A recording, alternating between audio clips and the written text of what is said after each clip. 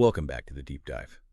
If you are navigating the challenges of caring for someone, experiencing cognitive change, you definitely know that few behaviors are quite as frightening as stressful and honestly as dangerous as wandering. It's really the definition of high-stakes, high-anxiety behavior. It just, immediately compromises safety and it kind of shatters that feeling of security you want at home. Oh, absolutely. That intense caregiver anxiety. It's completely valid. I mean, it's hard not to jump straight to worst case scenarios when someone you care for just walks out the door unexpectedly. Right.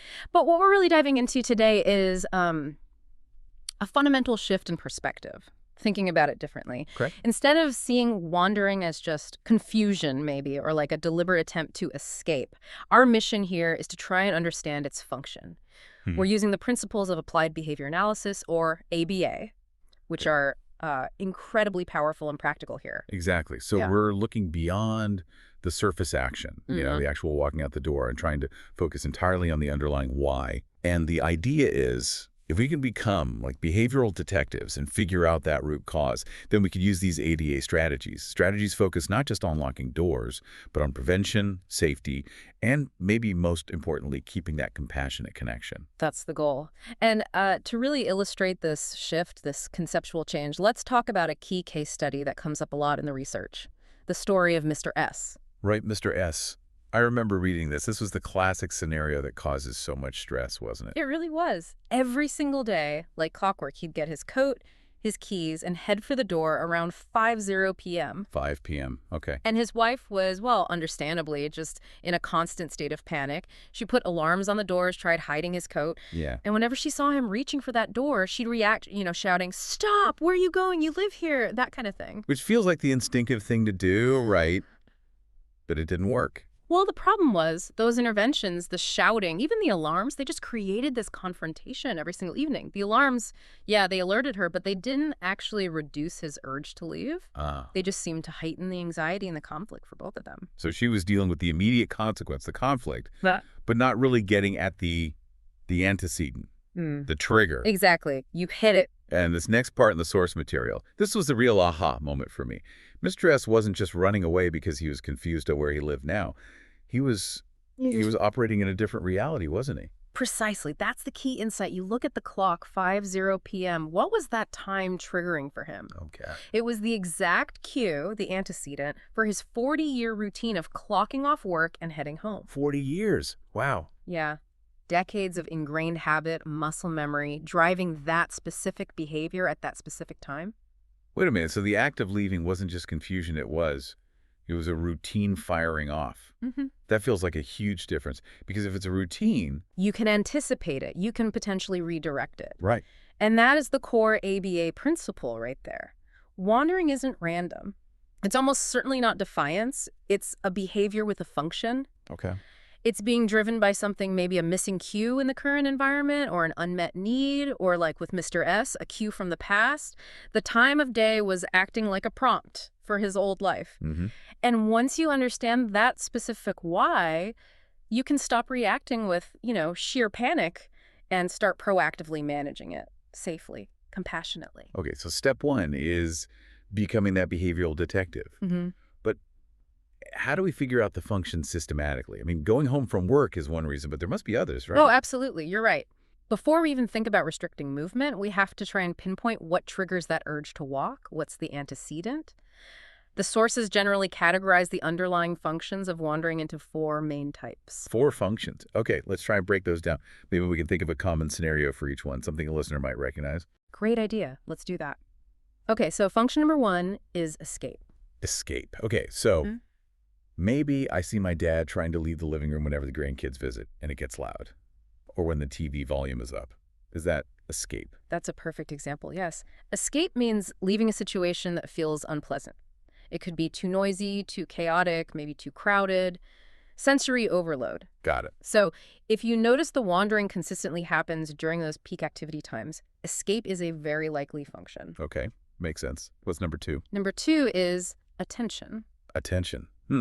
That seems simple, but how does walking away get someone attention? Seems counterintuitive. Well, think about it. If the person is feeling maybe bored or isolated, disconnected, the act of trying to leave That reliably gets a pretty swift reaction from a caregiver, doesn't it? Oh, yeah. Instantly. So it becomes a way, maybe unconsciously, to initiate connection, to get a response. They're seeking interaction. I see. Okay. Third function. Third is access. And Mr. S is actually a great example here. He was trying to access his routine of going home from work. Right. Accessing something specific. Exactly. They're searching for something they feel is missing. It could be a physical thing, like their keys or wallet. It could be a place, like the bathroom or the kitchen. Or it could be a concept, like home, work, or even my mother. Hmm. The key sign here is often that they seem to be walking with a real purpose, even if that purpose seems disconnected from their current reality. Okay. And the last one, number 4. The fourth function is sensory. Sensory. So like pacing.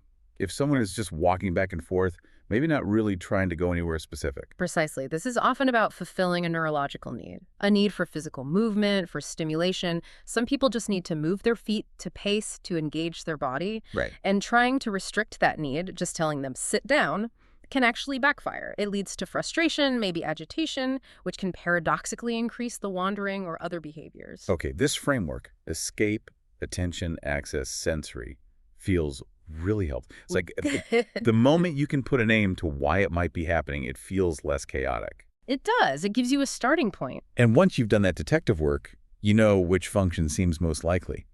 Well, then the AMP approach seems less like jargon and more like a clear path forward, right? To prevent it or redirect that energy safely. Exactly. It turns a terrifying problem into something potentially solvable. You have steps you can take. Okay, let's dive into those steps, that 3-step ABA strategy. Yeah. Step 1 is about manipulating the antecedent. Prevention. Now, in the middle of a stressful day, telling a caregiver manipulate the antecedent sounds, well, complicated. It sounds clinical, I know. Yeah. Can you give us a really simple, practical example of prevention? Something someone could maybe try today? Absolutely. It's actually incredibly practical once you get the hang of it, and prevention is always the most effective strategy because you're getting ahead of the urge. Okay. So let's use that escape example. Wandering happens when it gets noisy. The antecedent is noise. Manipulating it could be as simple as ensuring there's a quiet space ready before the grandkids arrive. Maybe guiding them to a calm sunroom first. Ah, proactive. Exactly. Or, if the antecedent seems to be boredom, maybe wandering starts around 3 p.m. every day. The manipulation is initiating a structured, engaging activity at, say, 2:45 p.m., folding laundry together, listening to favorite music, looking at photos. So you're basically swapping out the old unwanted trigger, the noise, the boredom, the 5 p.m. clock with a new, positive, desirable cue. You got it. That's the essence of it. Modify the environment or the schedule before the need arises. That's the senior care ABA principle in action. Okay, prevention is ideal. We get that. But life happens. What if prevention doesn't work that day, or the urge to leave is just too strong? Step 2 focuses on the environment around the behavior itself, right? Yeah. Making the space safer. Yes, this is where we need practical safety measures. But the goal isn't just to lock down. It's to reduce risk and gently guide safer choices. The sources highlighted 3 really key techniques here. First one is door concealment. Door concealment, like just hiding the door, does that really work? Don't they still know where the door is? They might, on some level, but often, especially if the function is access or even escape, they're reacting very strongly to the visual prompt.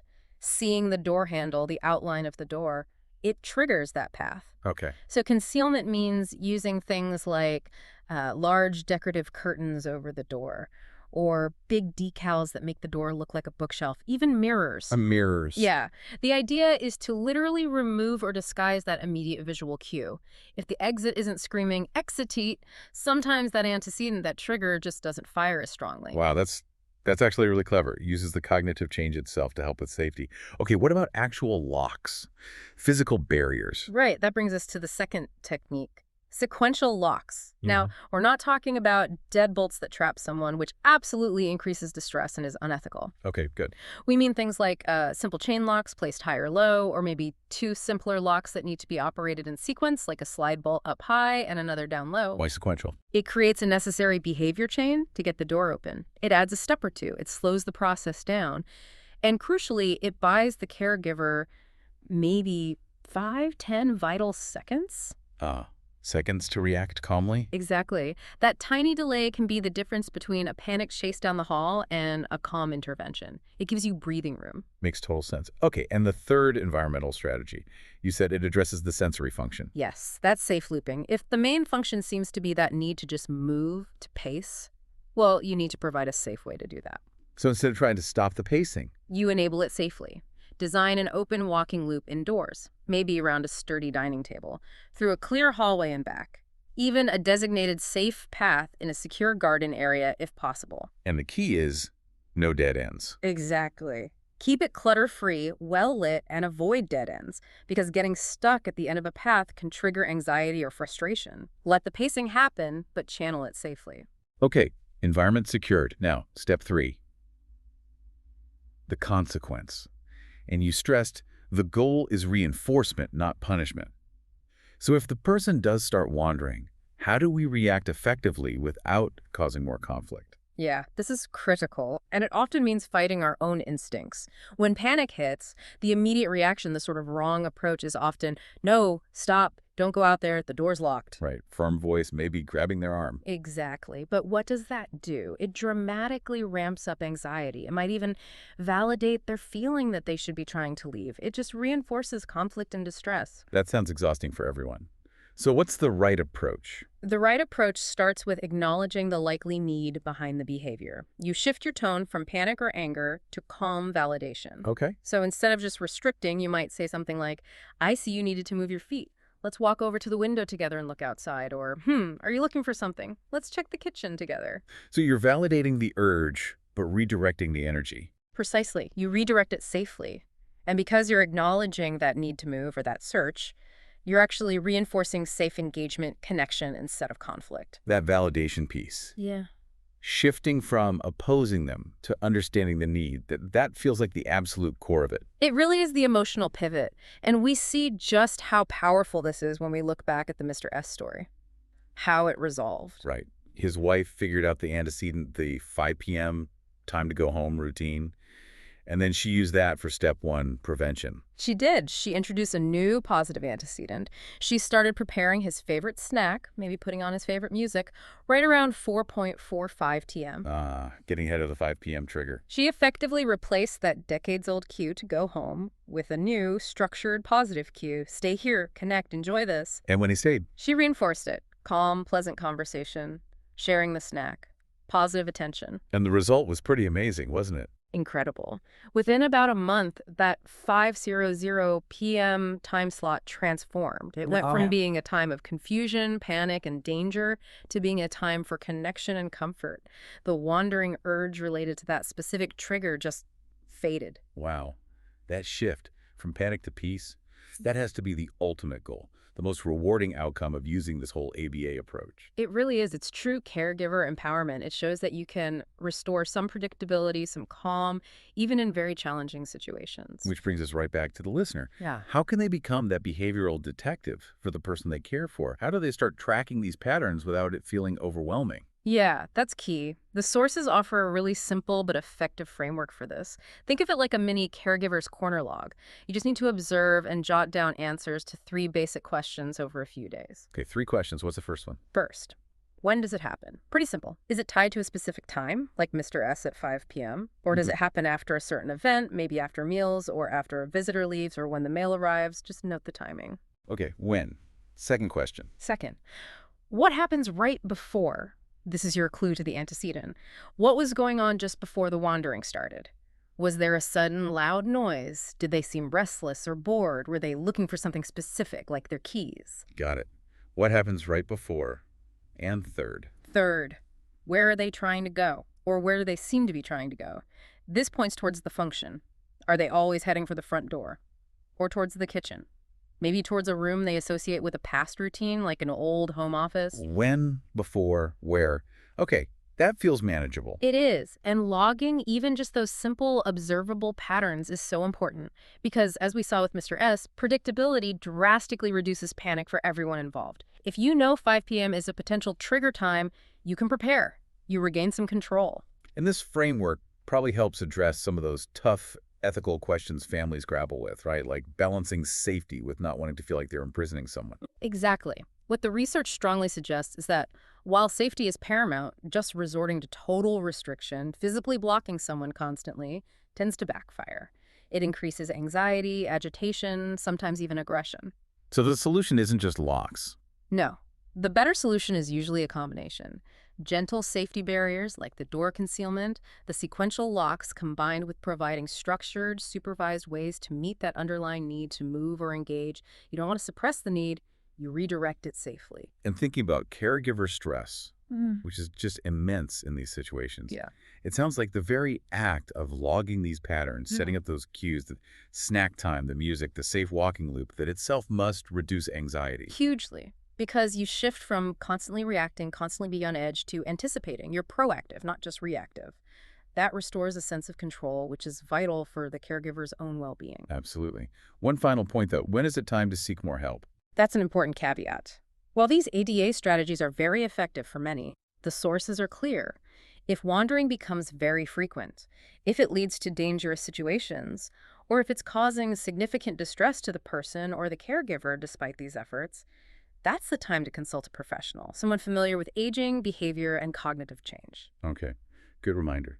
So, wrapping this up, what's the big takeaway here? I think the central idea, the real shift, is seeing wandering not just as confusion, but as communication. It's a message. Maybe an old routine is firing, or maybe a fundamental need for safety, connection, activity, access isn't being met. And understanding that function, the why. That's what allows care to be safer, more structured, and ultimately more compassionate and loving. It moves us away from just reacting to proactively supporting. It feels like predictability is the key word. If we can transform that high conflict, high panic moment into something manageable, maybe even a moment of connection, just by asking those three simple questions: when, before, where. That restores control, that restores dignity. That really is the most empowering insight, I think, the ability to observe, understand, and then act with intention. So before we go, we'll leave you with this final thought to mull over. We heard how Mr. S's dangerous 5.0 p.m. wandering was driven by a hidden 40-year routine connected to his old job. Thinking out your own situation, what hidden past routine or maybe unmet need might be driving a challenging behavior you're currently facing? The answer might be simpler and more solvable than you think.